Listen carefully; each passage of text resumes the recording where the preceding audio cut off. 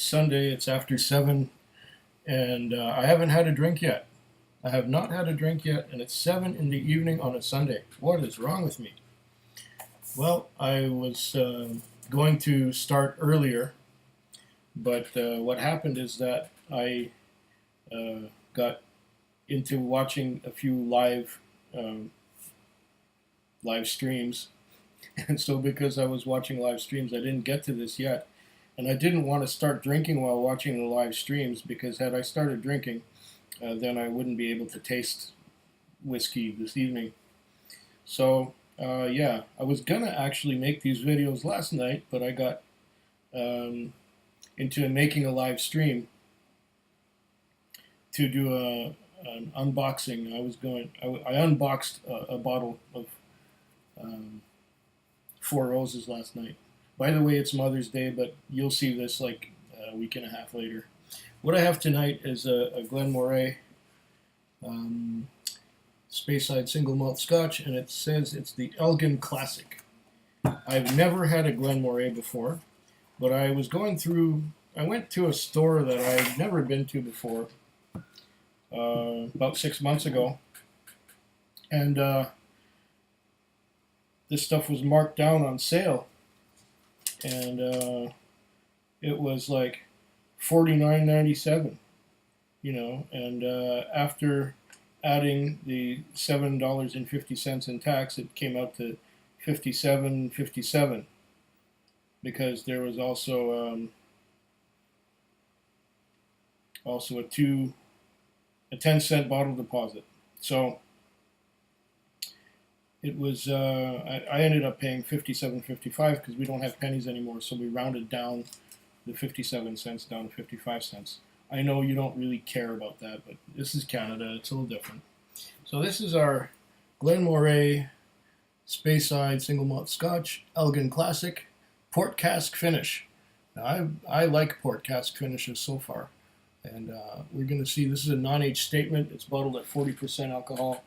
It's 750 mils. Let's pour a dram and then read the stuff that's on the box. Glen Moray is from the north, I believe.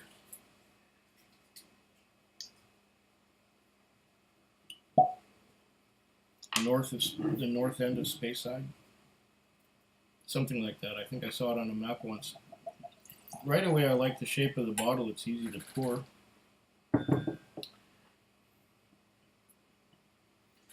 And this is a composite cork. Great. Now, what does it say here? Aha.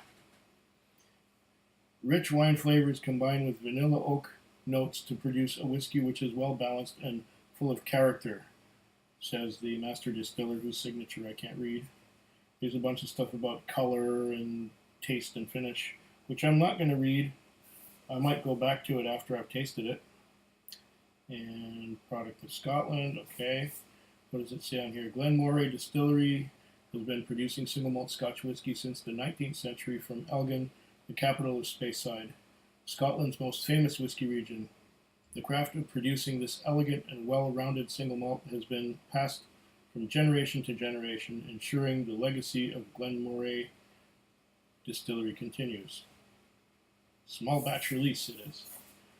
Okay.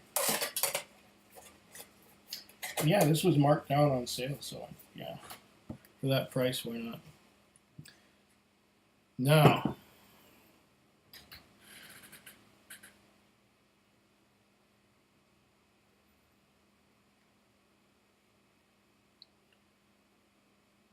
let's have a look and see.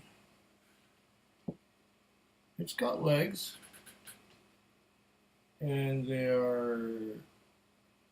it's surprisingly viscous for a 40%er. They're hanging on a little bit. I don't know if you can see that. Well, maybe you can, because the sun is pointed the right way. I have the drapes open today because initially it was going to be earlier when I started doing this, but I'm about an hour or so later than I would want to be. Yeah. Right away I'm getting fruity.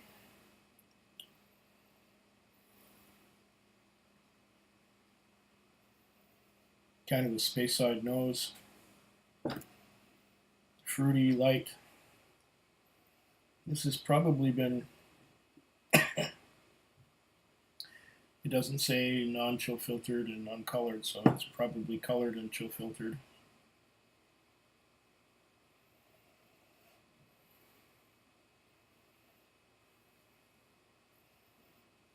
Okay, I'm getting fruitiness.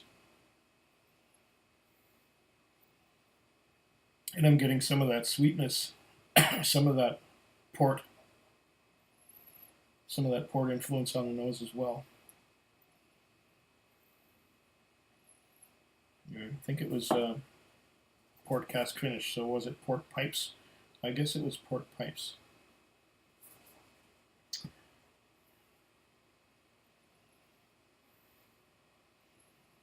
I'm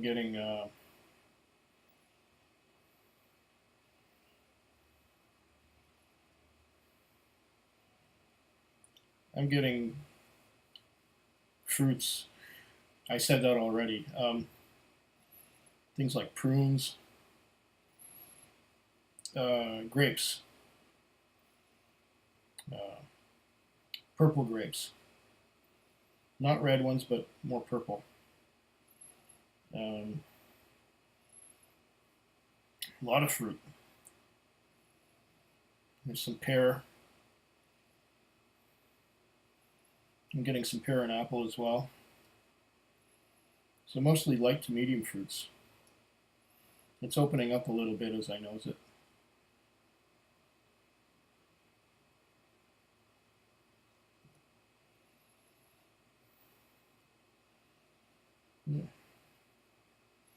The nose is nice. For 40%, it's quite engaging. It opens up quite well. Definitely getting that port cask influence.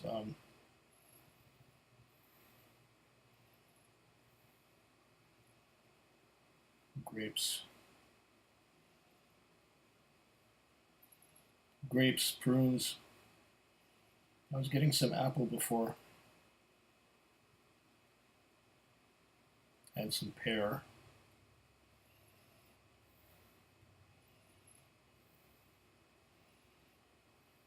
Is that a citrus I'm getting? There might be a little bit of citrus, bit of orange.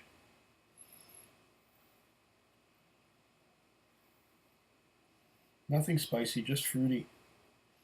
And I'm willing to guess it's got a slippery mouthfeel, alkaline mouthfeel. But let's see, taste it.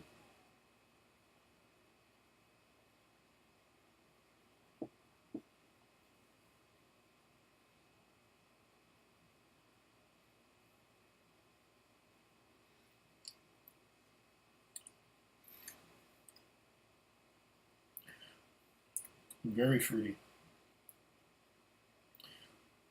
Very fruity. A little bit of white pepper. The fruits coat the mouth. The white pepper is on the tongue with the fruit surrounding it on the outside of the mouth. At least that's the experience I'm getting. The fruits are fading slowly. I was getting mostly it's like port, darker grapes, some sweetness, fruitiness, but not overly sweet. It's more fruity than sweet, if that makes any sense at all. There's a bit of pear and apple in there. It's fairly young. Tiny bit of metallic, just a tiny bit. So what does it say? Color, light gold. Nose, first impressions are of toasted vanilla, really? And subtle hints of oak. Aromas of rich dried fruits, yes. And leather. Leather? Laced with dark chocolate and blackberries. Blackberries, that's what it was. I was getting the blackberries. I'm not getting much chocolate on the nose.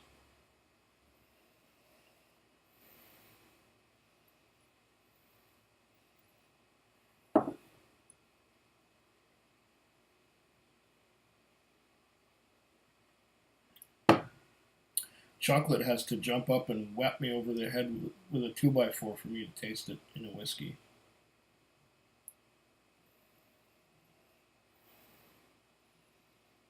Yes, blackberries. That's what I was getting.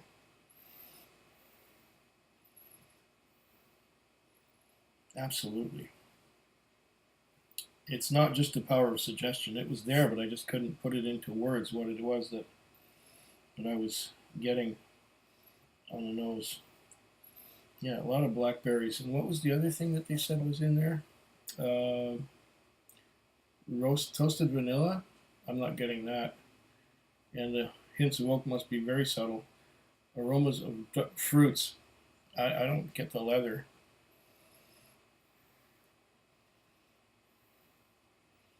Blackberries, yes. Leather, yeah, maybe. I'd have to stretch a little bit for the leather. Subtle. Subtle leather.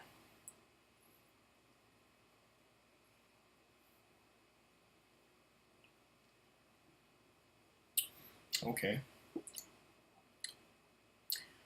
Taste. Once again, fruits on the outside, dried fruits, things like not exactly raisins, just grapes, dark grapes like Concord grapes, and yeah, other fruits as well, maybe a little bit of citrus, and it coats the mouth on the outside and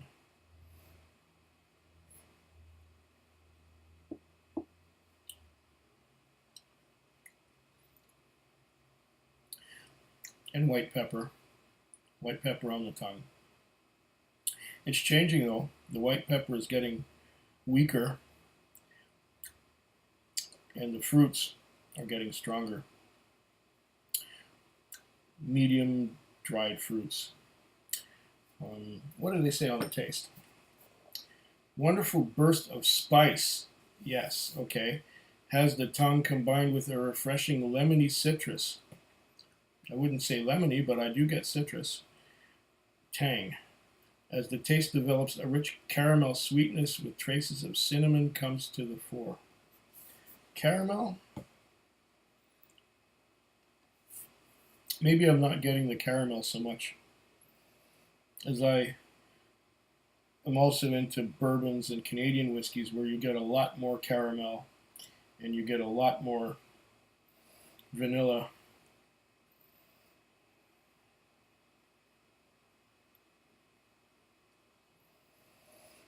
This is a good starter if you're going to go for other port finish whiskeys. So I imagine this was first aged in ex-bourbon barrels, so that's where they would be getting the caramel and the vanilla from. If not for the port finish, I would get more vanilla and caramel out of it. But the port finish, the wine finish, always, for me anyway, it sort of masks the other flavors, so that mostly what I'm getting is the fruity wine finish influence rather than what came out of the bourbon barrel. It's all right. I would have this as a starter if I'm going to go for more port finish whiskeys like the Amrou Porto Nova, or what was the other one that had a port? Cavalan Concertmaster would be a good one to follow after this one. Well, thanks for watching, and sláinte. Food Quig. Food quick. Food quick. Food Quig. Food quick. Yeah.